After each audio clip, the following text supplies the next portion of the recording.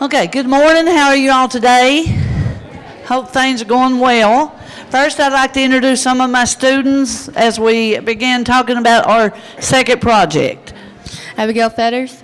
Otis Holland. Timothy Tobby.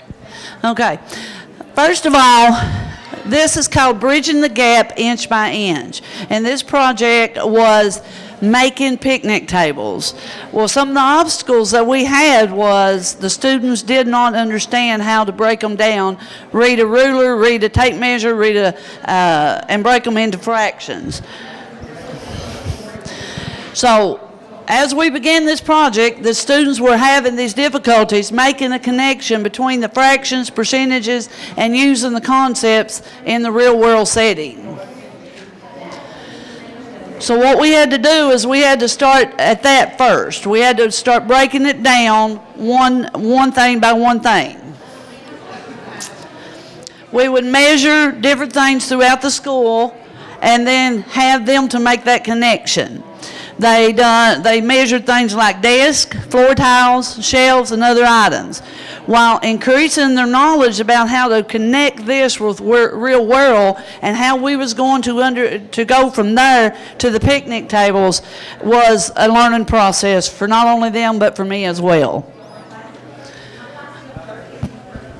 After learning how to use the measure here, the ruler, I had discovered that everything, an object you may measure, it's not going to come out to be all in inches, that you're going to have to break it down into some, pieces.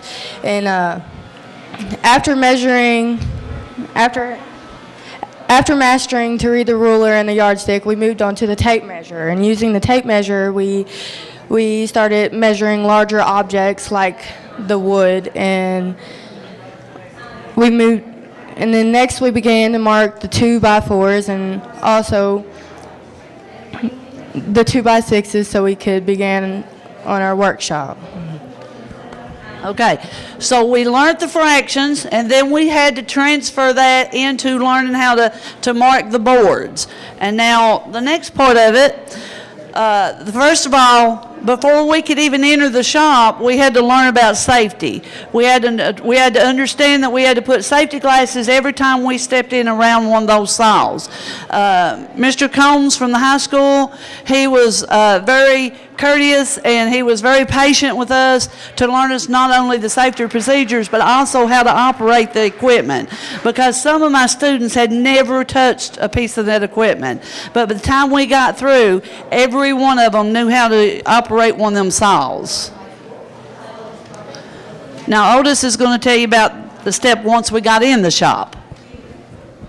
We had to use the miter saw and cut the wood and find the angle and cut the angle right. This piece of wood is 30 inches and 3/4. That's what I see. That's good. Okay, now the next step, Timothy's going to explain. Well, got putting it all together and getting all the boards and stuff, tape measures, and screw it wood together. I guess. Okay, what he was explaining to you, after we had one station that would use the miter saw and cut the angles on it, then another group would take those angles, those boards, and start measuring them. When we first started with the board, with the top of it was the first step. We had to not only you just don't go in there and start nailing or screwing them together. You have to measure the placement of each board. And as you can see here, each student learned each piece of equipment. It wasn't only the miter saw, it was the cordless screwdrivers, the wood clamps. We learned different things with this. Here are some of the results of our project. We ended up making, our goal was to make 2, but we ended up with enough material and that we didn't waste any material.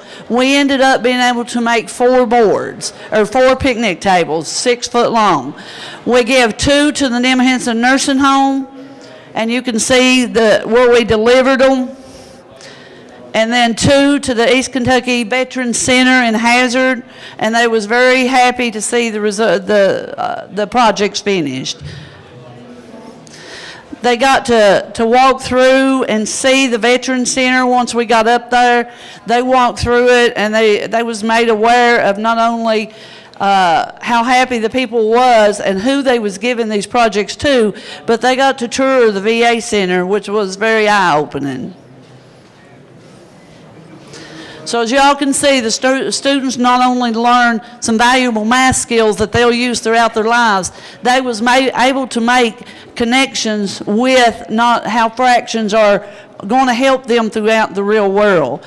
They didn't only work with fractions, they also learned percentages. And how they learned percentages was they had to end up doing we practiced with repetitive practices and how to convert into learning how to do a tip, how to learn some percentages on what type of percentages you should leave for a tip, where you should leave a tip when you went out to eat somewhere.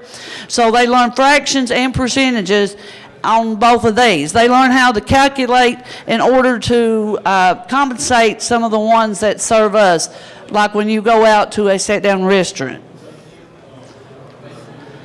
And now we'd like to thank everybody for the support that we give, the Breathitt County School District, the principal, the assistant principal, Mr. Combs.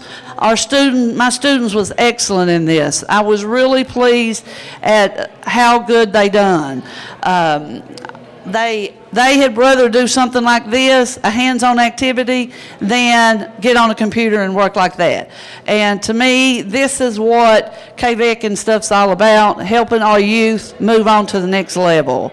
Do we have any questions?